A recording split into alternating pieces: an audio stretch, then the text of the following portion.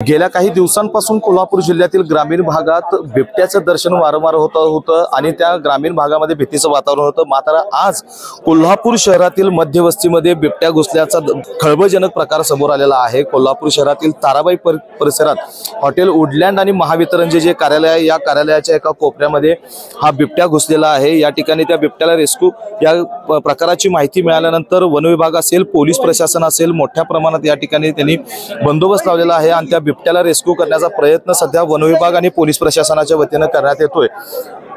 काही वर्षांपूर्वी कोल्हापूर शहरातील रुईकर कॉलनीमध्ये बिबट्या घुसला होता। यावेळी स्थानिक नागरिक आणि वन विभागाच्या कर्मचाऱ्यांनी मिळून त्या बिबट्याला रेस्क्यू करण्याचा प्रयत्न केला होता। मात्र त्या बिबट्याची दमछाक होऊन त्या बिबट्याला पकडताना त्या बिबट्याचा मृत्यू झाला होता। आज या ठिकाणी ताराबाई पार्क परिसरामध्ये जो बिबट्या आलेला आहे, त्या बिबट्यानंतर सर्व यंत्रणा ज्या आहेत त्या खळबळून जाग्या झालेल्या आहेत आणि पोलीस प्रशासन असेल किंवा वन विभाग असेल, त्यांनी या ठिकाणी त्या बिबट्याला रेस्क्यू करण्याचा प्रयत्न या ठिकाणी सुरू करण्यात येतोय।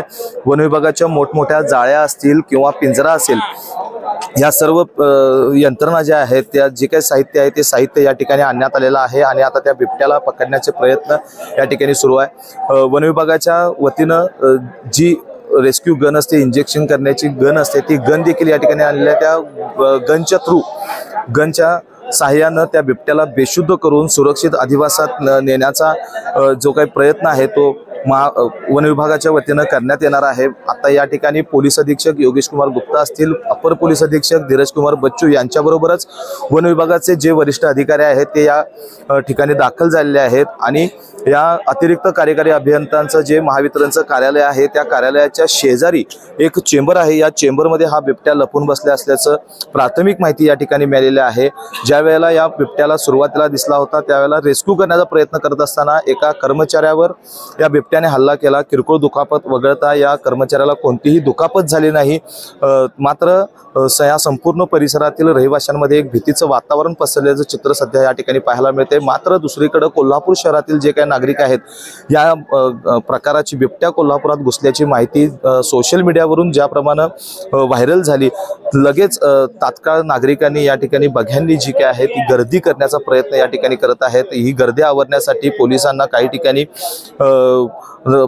जमाव पांगवण्याचा प्रयत्न पोलीस करत आहेत। मात्र आत्ता सध्याच्या घडीला वन विभागाचे जे कर्मचारी आहेत ते ज्या ठिकाणी तो बिबट्या अडकलेला आहे, लपलेला आहे, त्या ठिकाणी जाण्याचा प्रयत्न करत आहेत आणि एकूणच या बिबट्याला आता पकडण्यासाठी वन विभाग, पोलीस कर्मचारी मोठ्या युद्धपातळीवर प्रयत्न करत असताना आपल्याला या ठिकाणी चित्र पाहायला मिळतंय।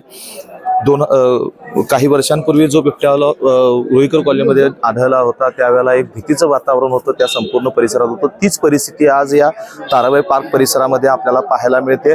आता एकूणच थोड्याच वेळात त्या बिबट्याला रेस्क्यू केलं जाईल, काय होईल हे पाहणं महत्त्वाचं ठरणार आहे। कोल्हापूर जिल्ह्यातील सुझुकीची एकमेव डीलरशिप म्हणजे मोहिते सुझुकी। 16 वर्षांच्या प्रदीर्घ अनुभवासोबत तुम्हाला इथे मिळेल सेल्स, सर्व्हिसेस आणि स्पेअर्स एकाच छताखाली।